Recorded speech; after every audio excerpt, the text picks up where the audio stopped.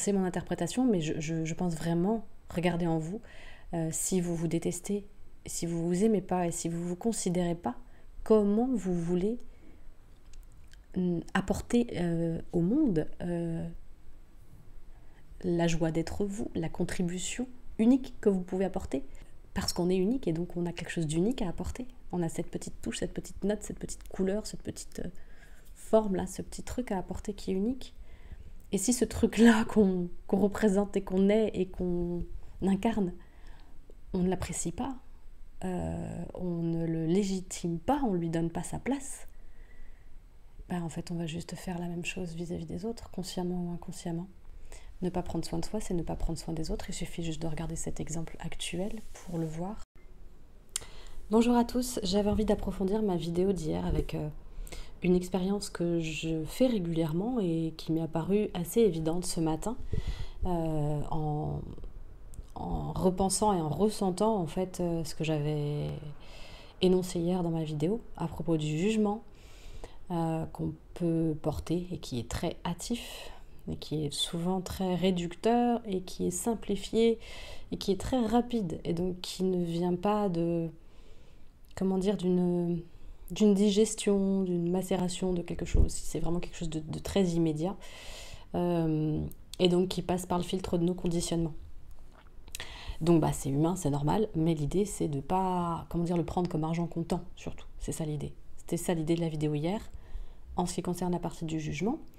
Et en ce qui concerne la partie relative à l'estime de soi, qui nous mène, qui nous conduit à compenser ce manque de soi.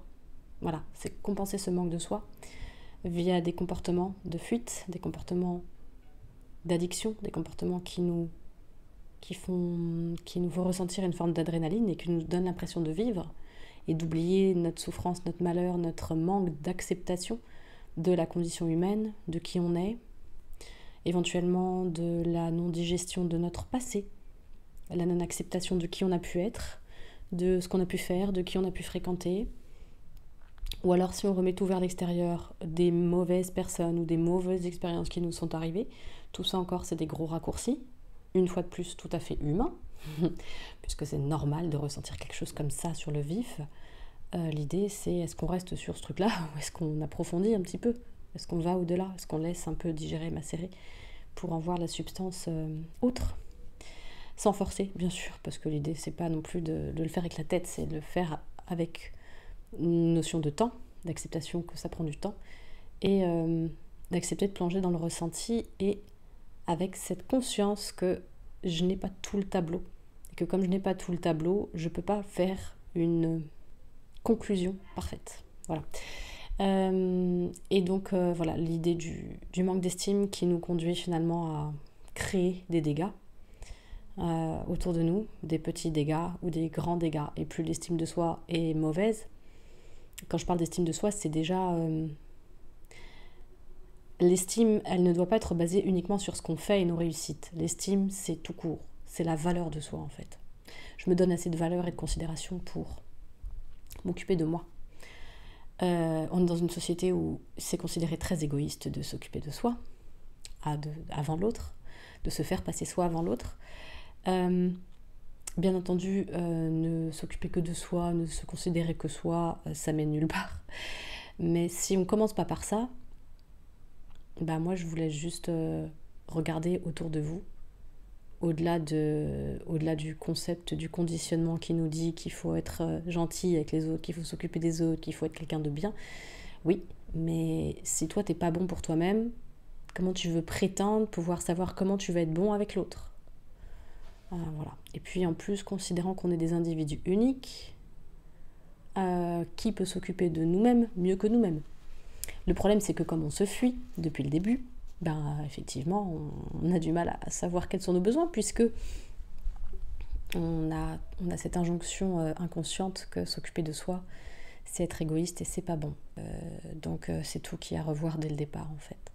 Ce dont je voulais vous parler là rapidement, c'est... j'étais en séance de yoga ce matin et je me faisais la remarque que finalement, tout ce que je m'offrais dans ce moment où je prends le temps de ressentir mon souffle, mon corps, que je fais des mouvements qui font vraiment travailler quelque chose de l'ordre de la structure, de la musculature profonde, donc de ce qui est en profondeur, qui sous-entend prendre le temps de se poser, prendre le temps de ne pas aller dans les raccourcis, de ne pas faire rapide, de bien mesurer. Quand je fais un mouvement, est-ce que je tire sur la corde quelque part? Est-ce que je prends soin? Et le thème qui m'est venu, c'est prendre soin. Je disais se prendre en charge, mais pour se prendre en charge, encore faut-il rentrer dans la profondeur et la subtilité des ressentis, que ce soit corporel, que ce soit émotionnel, que ce soit, donc du coup quand je dis corporel, c'est sensoriel principalement, les 5 sens, et autres aussi, hein, parce qu'en réalité on a 9 sens. Ça peut être intéressant de faire une vidéo là-dessus aussi. Faire le point sur les pensées, qu'est-ce qui me traverse en fait comme pensée. Et quand je commence à décortiquer gentiment ça, sans... Alors l'idée c'est pas de se vriller le cerveau et c'est de le faire avec la conscience que c'est bon pour soi en fait, c'est pas le faire pour être un bon élève. Non, c'est... Je crois qu'en fait il faut pas le faire dans un but précis, il faut, c'est moche ce mot, mais bon, c'est tellement dans le langage. L'idée c'est de trouver cette opportunité de se consacrer de l'intérêt. Quand je commence à donner de l'intérêt à mon corps, à ces petites cellules intérieures, là, quand je commence à donner de l'intérêt à qu'est-ce que je pense. Alors, donner de l'intérêt à ses pensées, l'intérêt, oui, de la validation, je suis pas sûre. Ça dépend de quelle pensée. Si c'est issu d'une croyance, d'un conditionnement, d'un jugement, justement. Mais en tout cas, au moins aller les regarder, parce que ça fait partie de nous, en tout cas ça nous traverse. C'est pas soi, mais ça nous traverse. Et nos émotions, pareil. Et cette intelligence émotionnelle, elle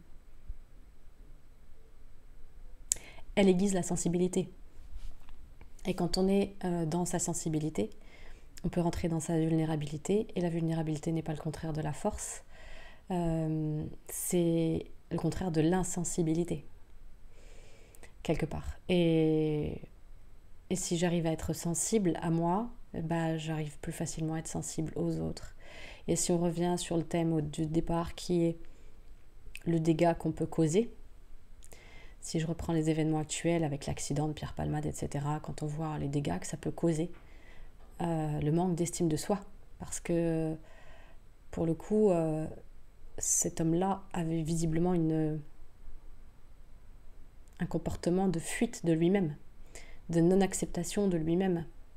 Et il passait par des artifices pour fuir ça, et pour ne pas le voir, pour ne pas l'affronter, pour ne pas le regarder, pour ne pas apprendre à l'aimer, pour une forme de substitution de la souffrance. Je suis obligée d'être là, qu'est-ce que j'en fais? Bah, je vais me shooter, en fait, comme ça, si je me shoot, si je me shoot à l'adrénaline et avec diverses compulsions, bah, comme ça, je ne ressentirai pas à quel point je me déteste. Ça, c'est mon interprétation, évidemment. C'est mon interprétation, mais je pense vraiment, regardez en vous, si vous vous détestez, si vous vous aimez pas et si vous vous considérez pas, comment vous voulez apporter au monde la joie d'être vous, la contribution unique que vous pouvez apporter, parce qu'on est unique et donc on a quelque chose d'unique à apporter. On a cette petite touche, cette petite note, cette petite couleur, cette petite forme là, ce petit truc à apporter qui est unique.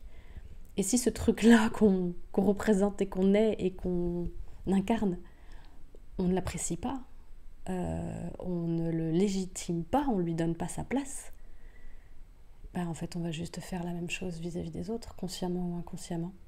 Ne pas prendre soin de soi, c'est ne pas prendre soin des autres. Il suffit juste de regarder cet exemple actuel pour le voir. Voilà. Donc, par exemple, le temps que je prends corporellement, physiquement, avec moi-même, de m'accorder ce temps, de prendre soin de mon corps, sans être dans un excès. Voilà, simplement. Prendre conscience de ma physiologie, de ce qui se passe en moi, et de prendre le temps des mouvements et d'aller regarder ce qui se passe en moi, bah c'est déjà commencé à se prendre en charge. C'est pas grand chose et c'est déjà commencé à se prendre en charge. Voilà. Et ben j'espère que cette vidéo aura contribué et vous aura donné envie de la partager peut-être à quelqu'un qui en a besoin. et de contribuer pour vous sans culpabiliser. Parce que si je contribue pour moi, j'apprends comment contribuer pour les autres. Voilà, ciao.